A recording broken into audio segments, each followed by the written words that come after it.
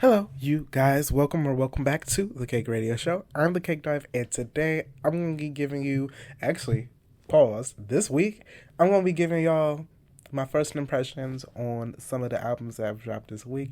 Today, I'm giving you my thoughts on Childish Gambino's last album, Bando Stone in the New World. And tomorrow, I'm going to be giving you guys my first impressions on JT's debut album, City Cinderella. And then I think maybe Sunday I might give y'all a little surprise, my thoughts, my review on Megan's subtitle album. But we'll assess that. But I hope you guys have been doing well because we'll be talking about Childish Gambino's new album. He just dropped Bando Stone and the New World.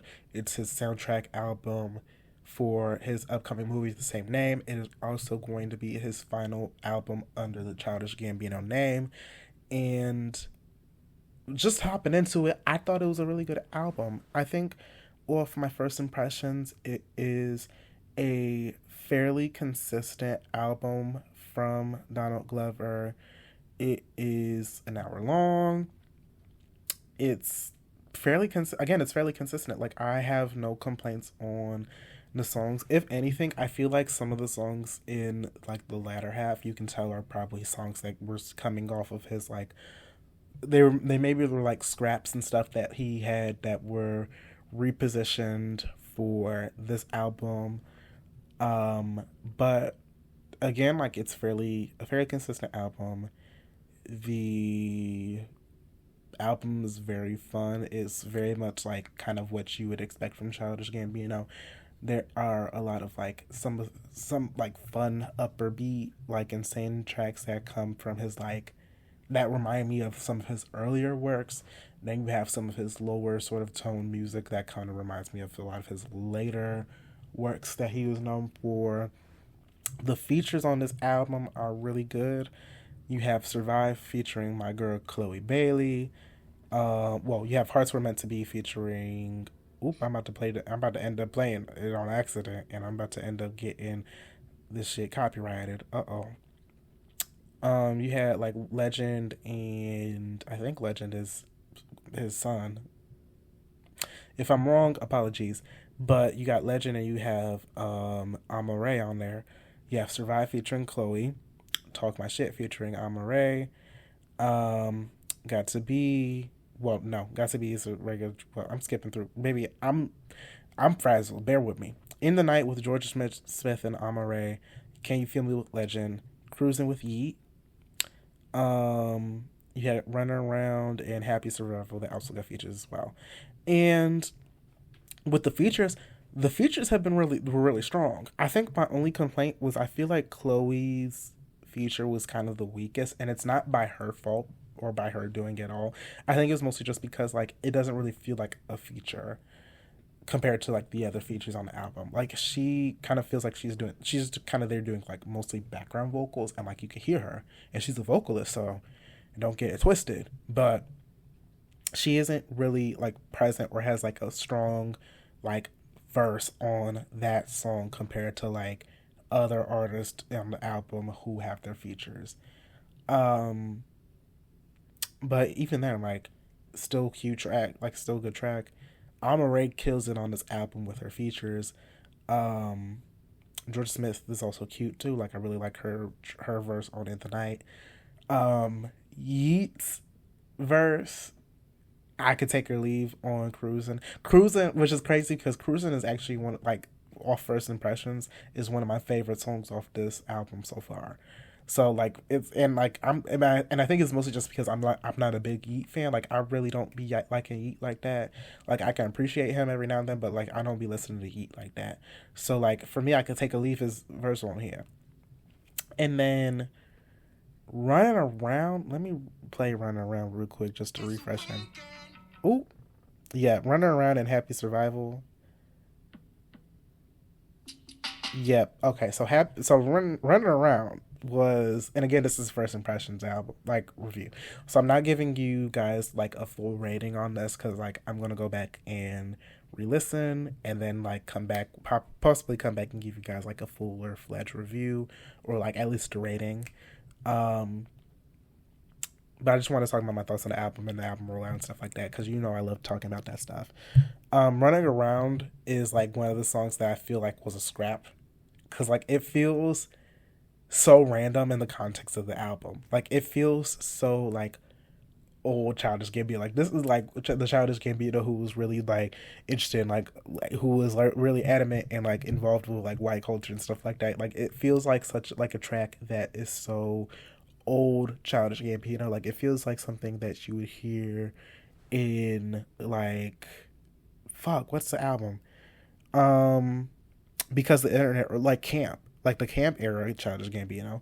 And it also feels like a song that you would hear in like a 2000s American like pie type comedy, or like a comedy that was set in like a high school or like a middle school, like a school, like something like that. Like it gives off that vibe, and like with the context with the rest of the album, like it works, but it's also kind of like, whoa, what is this?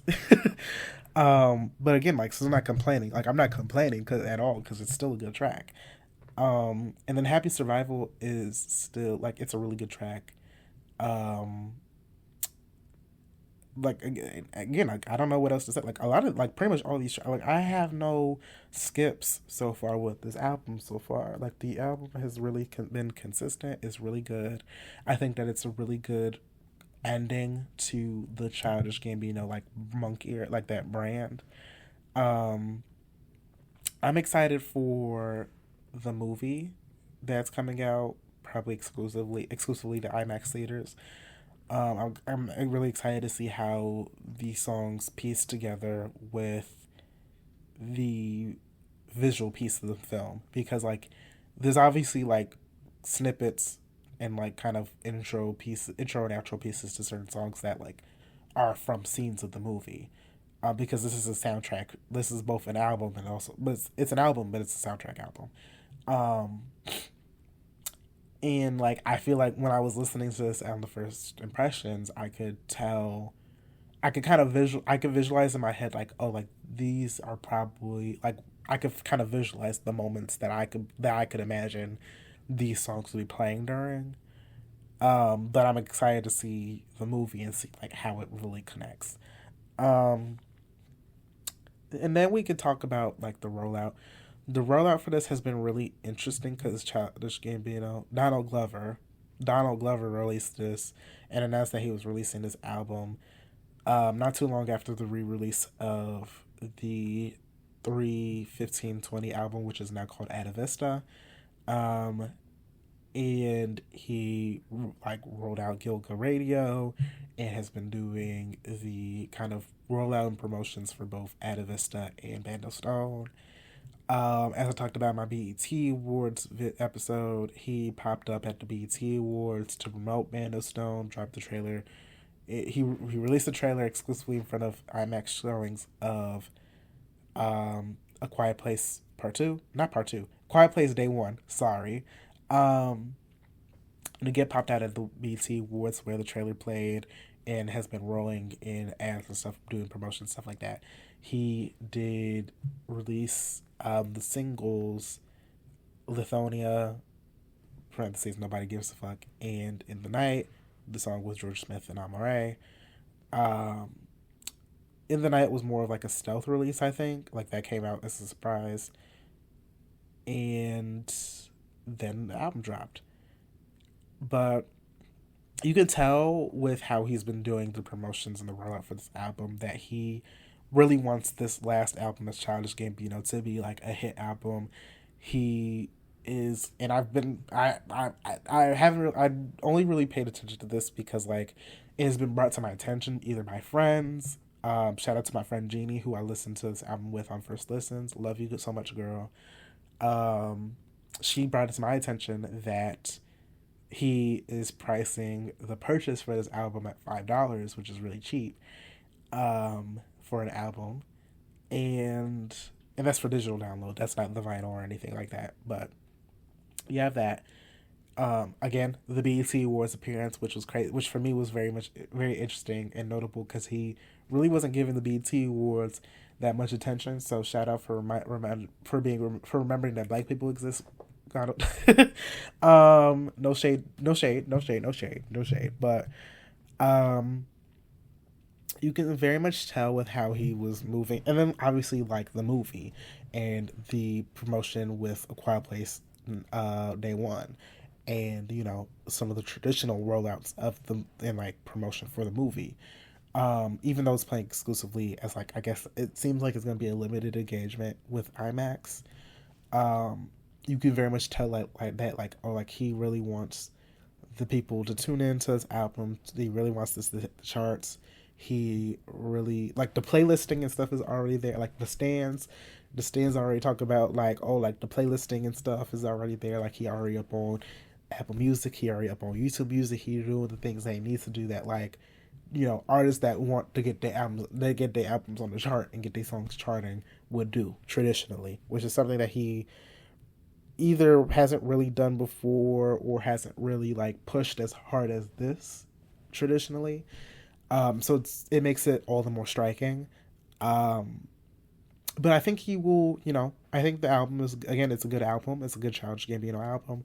It's his last album, so I think, I think that plus just this being a consistent album from him will get pretty good critical, reactions from critics and stuff like that. I think once we start getting music videos and like the movie and stuff comes out, like I think that will also push the album a little bit further. So I think that, charts wise it'll probably do fine, but outside of that, because I don't really care about the charts like that, it's a good body of work. It's a good ending to the, as I said before, good ending to the Childish Gambino brand. I'm hoping that I'm excited for the tour. There's that last song on the album actually. What the final song on the album, A Place Where Love Goes. I would love to see how he performs that live because that is like a good song that you would perform live. Taking a quote from my friend Jeannie, who I listened to this with, she said, and I quote, that's a song that she would want to punch somebody in the throat to. So, mind you, that's a white girl, so that's kind of that ain't got nothing to do with me. That don't represent me, but that's just her. But it's a song that I would love to see live. But again, good consistent body of work. I'm not gonna give a rating. I just know that it's a positive one for me. Because again, first impressions, I want to go back, re-listen to this album and give y'all my thoughts, or at least give y'all a rating.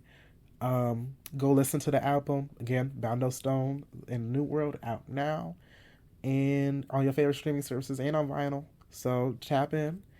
And, that's it from me from Cake Radio. I hope you guys enjoyed this episode of the Cake Radio Show. If you guys want episodes before anybody else, be sure to subscribe to the YouTube channel at Cake Radio Show. If you want to continue supporting the channel, keep running up these episodes, keep liking, keep subscribing, keep commenting, comment your thoughts on the album. I will be in the comments talking to y'all, and also share these episodes with your friends. Because I need more people to tap into these episodes, y'all. Y'all been loving me so much, but let's keep share with your friends. Let more people tap in to the iconic Cake Radio Show. And that's been all from me. And I'll talk to you guys later. Bye-bye.